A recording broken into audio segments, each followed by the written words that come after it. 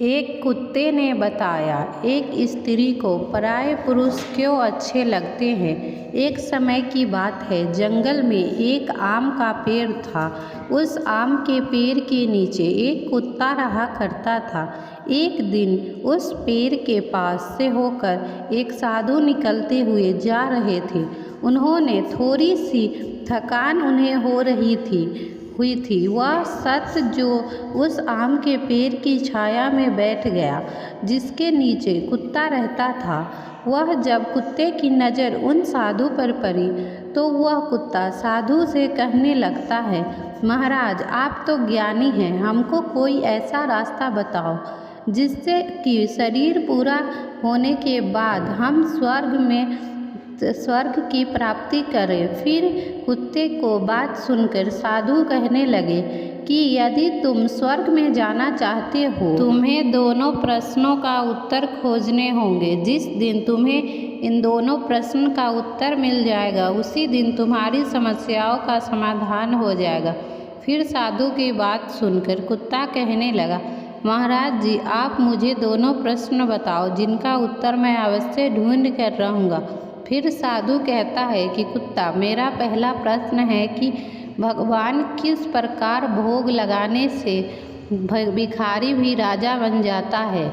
मेरा दूसरा प्रश्न यह है कि स्त्री को दूसरे पति और पुरुष को दूसरे की पत्नी क्यों अच्छे लगते हैं। क्योंकि प्रिय दर्शकों, इस प्रकार दोनों प्रश्न बताकर वह साधु वहाँ से चला जाता है।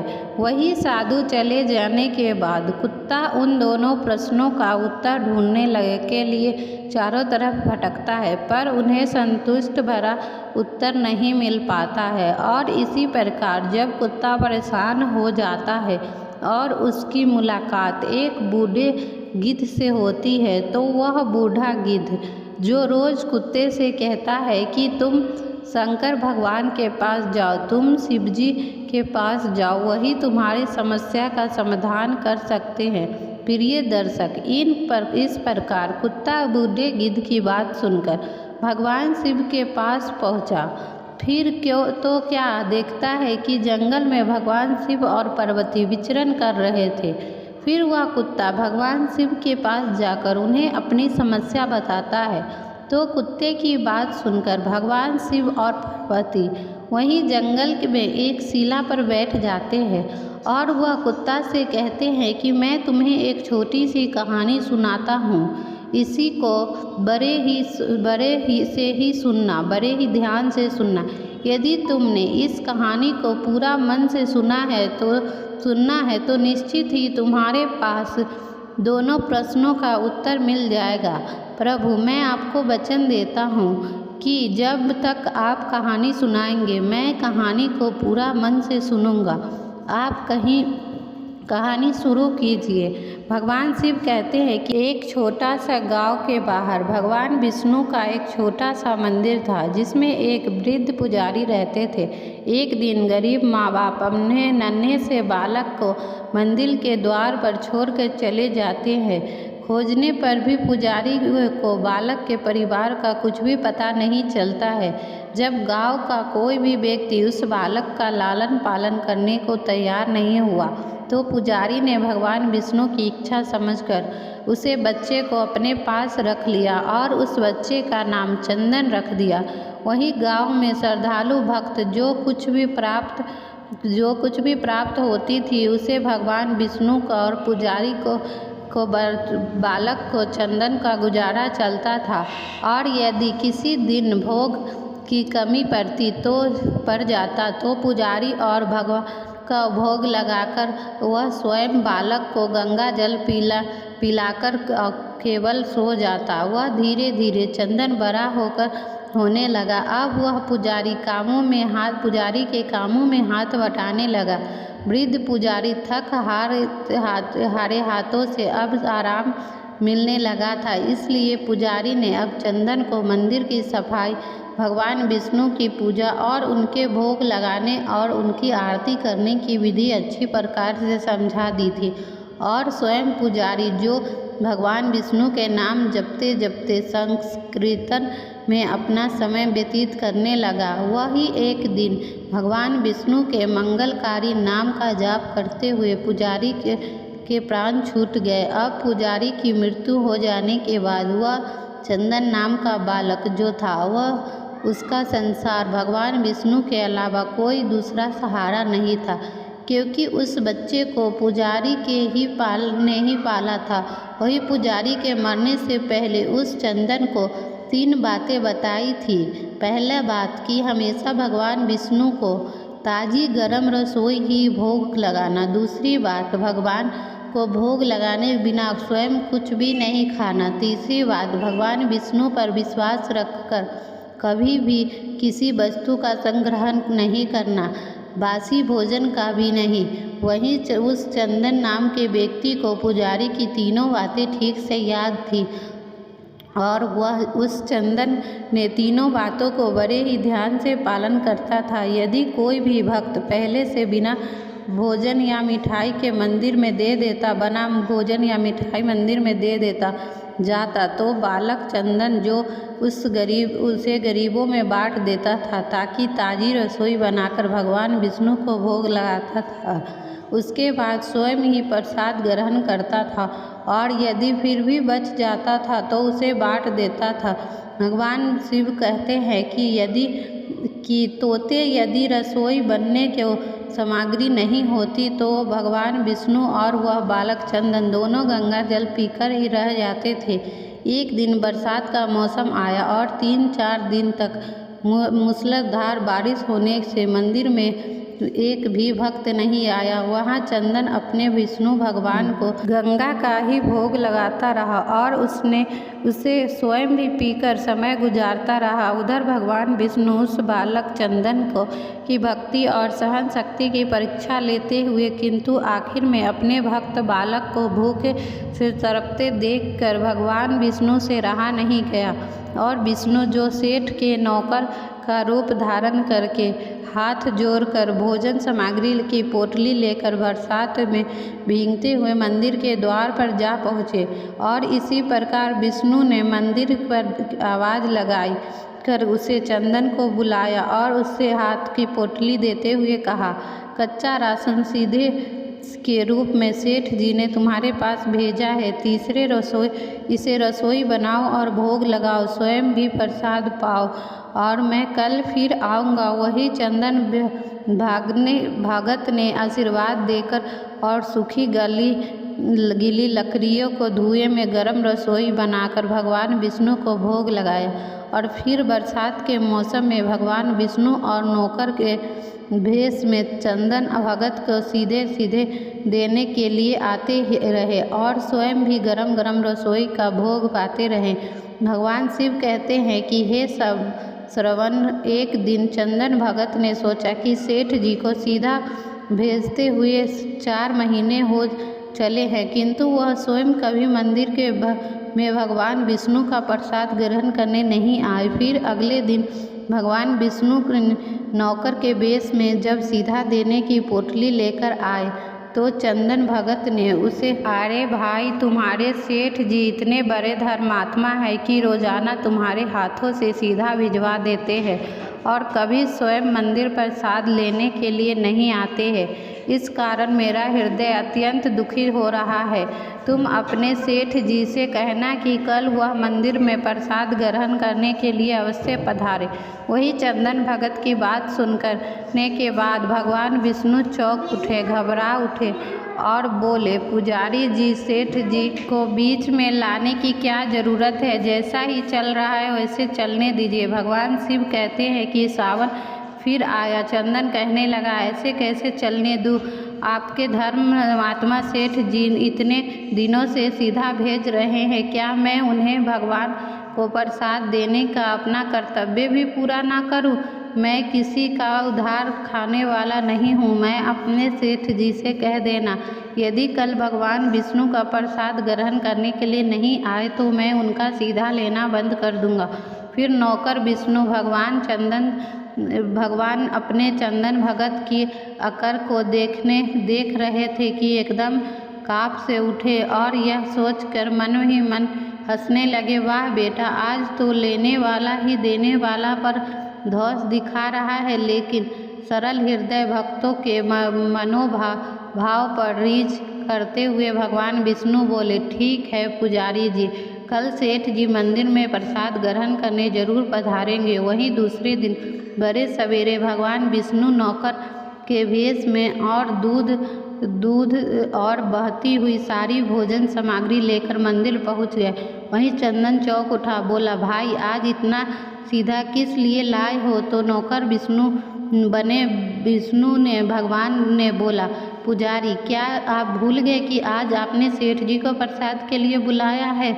इसलिए आप छह करके रसोई बनाइए और भगवान विष्णु को भोग लगाइए। वह नौकर बने विष्णु भगवान से कहने लगे, चंदन भगत, यह तो बता दीजिए कि सेठ जी को किस समय आना है? तो चंदन ने प्रसन्न होकर नौकर बने विष्णु भगवान से कहा, सेठ जी को आने का समय बता दिया। अब तो उधर चंदन भगत रसोई तैयार करता है और इधर भगवान विष्णु जी ने थे जो अपने चंदन भगत की इच्छा पूरी करने के लिए सेठ जी का रूप धारण करने लगते हैं। इधर वो अपने स्वयं स्वामी को एक प्यारे से भक्त का यहाँ पर जाने का समाचार सुनकर माता लक्ष्मी भी भला कैसे पीछे रहती। वह भी बोली, विष्णु भगवान की आज्ञा को पाकर सेठानी का रूप धारण करने में जुट गई। भगवान विष्णु ने एक मखमल का सुंदर कुर्ता धारण किया और ऊपर से एक सुंदर रंग बिरंग पगड़ी बांध ली और पैरों में रेशमी जूतियां धारण कर ली। और इधर लक्ष्मी माता ने अपने पति देव के नगर में बनी हुई सुंदर साड़ी बनारसी साड़ी निकाल कर पहनी, जिसका रंग सेठ बने विष्णु के कुर्ते से मेल खा रहा था। लक्ष्मी ने सोने चांदी हीरे जगमगाते हुए आभूषण धारण करने के लिए पैरों में सुंदर चरण पादुकाएं पहन होकर एक दूसरे को निहारते रह गए, क्योंकि दोनों ही एक दूसरे को देख देख कर निहाल होए जा रहे थे। इससे पहले उन्होंने कभी एक दूसरे को ऐसा सुंदर स्वरूप नहीं देखा था। भगवान शिव कहते हैं कि हे सर्वज्ञ, जब भगवान विष्णु और लक्ष्मी सेठानी का रूप धारण करके अपने भक्त के यहाँ दावत उड़ाने पहुँच चले तो ऋषि मुनि देवतागण आदि भी भाग्य से रह जा गए। सेठ बने भगवान विष्णु अपने हाथों में ली हुई छड़ी को आधा से घुमाते हुए पृथ्वी पर टेकते हुए चले जा रहे थे और उनके पीछे पीछे बगल में पर्स दबाए अपनी चरण पादुका चटकते हुए पायलों की छन छन मधुर ध्वनि करती हुई माता लक्ष्मी माँ सेठानी बनी हुई चली जा रही थी। इधर चंदन भगत आज सुबह से सेठ जी का स्वागत करने के लिए भांति भांति के पकवान बनाने में जुटा हुआ था। अपने भगवान विष्णु को भोग तो वह चलते फिरते बना लेता था, किंतु आज उसे कई महीने बाद भगवान को भोग लगाने के लिए सीधा भेजने वाले सेठ जी के लिए प्रसाद भिजवाना था। इसलिए उस चंदन भगत ने रसोई बनाने में अपनी सारी पाक कला झोंक दी थी, जिससे जो भी व्यंजन बने वह सुंदर व स्वादिष्ट बने। सेठ जी के द्वारा भेजे हुए चावल धोकर चंदन भगत ने खीर बनाई और धीमी आंच पर पकाकर गाड़ दिया और उसमें सेठ जी द्वारा भेजे हुए पिस्ते, बादाम, केसर, चिलगोजे और किशमिश डाले। वही किशमिश और अदरक के टुकड़े को बाजार बेसन और गेहूं के आटे में भरकर मोटे मोटे मिर्ची टिकरी बनाई। रसोई बनाकर चंदन भगत पुनः स्नान को चला गया ताकि स्वच्छ पहनकर भगवान विष्णु को भोग लगा सके और उसके बाद सेठ जी ने उनका प्रसाद पा सके। भगवान शिव कहते हैं कि सावन श्रवण जब चंदन भगत स्नान कर लौटा तो देखा कि सेठ जी प्रसाद ग्रहण करने के लिए तो आए ही हैं, संग में सेठानी भी लाए हैं। वह चंदन झट से दोनों को राम राम की और उन्हें आसन देकर बैठने को बोला। भी भगवान विष्णु को भोग लगाकर आता हूँ, फिर आपको प्रसाद परोसता हूँ। वहीं भगवान भी भूखे, भगवान विष्णु से भूखे सहन नहीं हो रहा था, इसलिए बोले, पुजारी जी काम करो, भगवान को जल्दी भोग लगाओ, मुझसे भूख सहन नहीं हो रहा है। फिर तो सेठ बने। विष्णु की बात सुनकर चंदन भगत बोला, देखो सेठ जी, भूख तो मुझे भी बड़े जोर की लग रही है, किंतु मैं अपने भूख के कारण भगवान को भोग लगाना नहीं भूलता। यदि दुनिया में सारे लोग इसी तरह अपनी भूख के लिए भगवान को भोग लगाना भूल जाए तो भगवान भूखे मर जाएंगे। वही सेठ बने विष्णु भगवान ने एक पत्तल उठाए और बोला, पूरे रसोई पुजारी जी आप भोग लगाइए, मैं इधर पत्तल परोस लेता हूँ, मुझसे भूख सहन नहीं हो पा रहा है।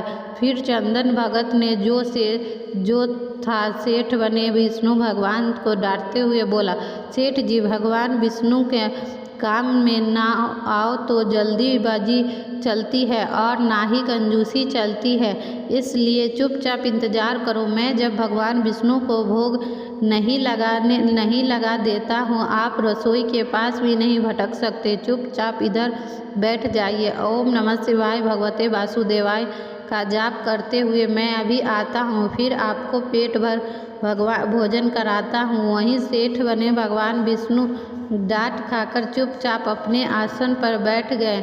वहीं सेठानी बनी लक्ष्मी जी को जोर से हंसी आने लगी। रसोई में पहुँचे, उन्होंने एक व्यंजन उठाकर चखना शुरू कर दिया। वहीं भगवान विष्णु तो प्रसाद चख कर भौचक रह गए, क्योंकि खीर में चीनी की जगह नमक भरा हुआ था और सब्जी में चीनी भरी हुई थी। जैसे ही भगवान ने रोटी का एक कौर तोड़ा तो मुंह में लिया तो वही सिरी करने लगे, क्योंकि रोटी में मिर्ची भरी हुई थी।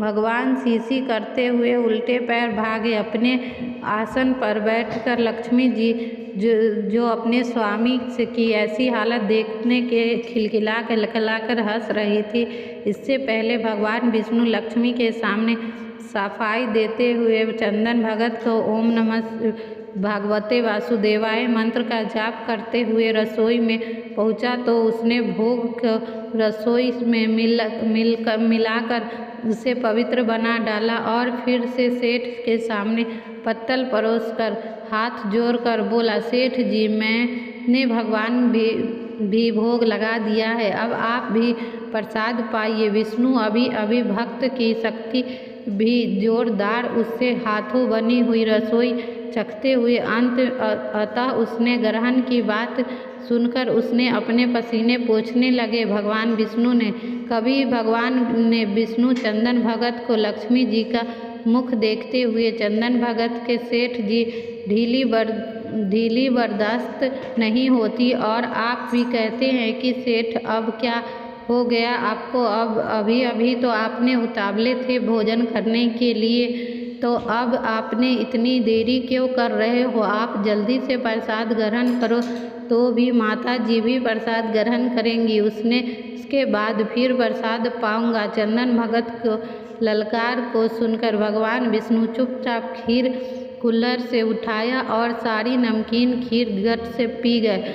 कुल्हड़ खाली होने के देर थी, चंदन उसे झट से भर दिया। फिर प्रिय भक्त के हाथों परोसे हुए भोग को भगवान आज दुगना स्वाद आने लगा। चंदन परोसता गया और भगवान विष्णु पीते गए। जगत माता लक्ष्मी और भक्त भगवान दोनों के प्रेम देखकर मंत्र मुक्त हो गई। अब सारी संपत्ति समाप्त हो गई। भगवान ने एक जोर की ढकार ली। चंदन को होश आया और बोला, वाह सेठ जी वाह, मैं तो बुलावा तो आज इतनी थोड़ी सी रसोई बनाई, मुझे क्या पता था कि आपको प्रसाद ग्रहण करने का इतना बड़ा शौक है, तो मैं ज़्यादा ही रसोई बनाता। वहीं भगवान विष्णु अपने पेट पर हाथ फेरते हुए सेठानी बनी लक्ष्मी जी की ओर मुस्कुराकर कर देखते हुए बोले, पुजारी जी, मैं इतना रोज़ खाना खाता हूँ, किंतु आज प्रसाद इतना स्वादिष्ट बना था कि आपने बस इस ही नहीं रहा गया, खाता चला गया। किंतु चंदन भक्त रुबाना सा होकर बोला, सेठ जी वहाँ तो आपने ठीक किया, लेकिन माता जी तो भूखी रह गई, रसोई तो अपने सारी साफ कर दी, तो फिर माता लक्ष्मी चंदन पर उदासीन देखकर रहा नहीं गया। उसने बची हुई खीर का 4 बूंद अपने कंठ में टपका ली। भगवान विष्णु द्वारा भोग लगने से प्रसाद अद्वितीय अलौकिक स्वाद भर गया था। ऐसी सुगंधित और मीठी खीर की जगत जननी माता ने खाते ही वह तृप्त हो गई। उनके कंठ में लगा कि कितना अमृत घोल दिया है, उनका उसी से पेट भर गया। तो इसी प्रकार कुत्ते को पता चला कि भगवान की भक्ति और स्त्री को पराय पुरुष क्यों पसंद है। उसको भक्त से ज़्यादा माता लक्ष्मी को भगवान विष्णु से ज़्यादा उनके भक्त प्रिय है। इसीलिए कहते हैं दोस्तों, आशा है कि आज की हमारी यह वीडियो पसंद आई हो। ऐसी ही वीडियो देखने के लिए हमारे चैनल को सब्सक्राइब करें और बेल नोटिफिकेशन दबाना मत भूलें और कमेंट करके अपना विचार हमारे साथ शेयर ज़रूर करें। इसी के साथ मिलते हैं ऐसे वीडियो में। इस वीडियो को देखने के लिए आपका बहुत बहुत धन्यवाद।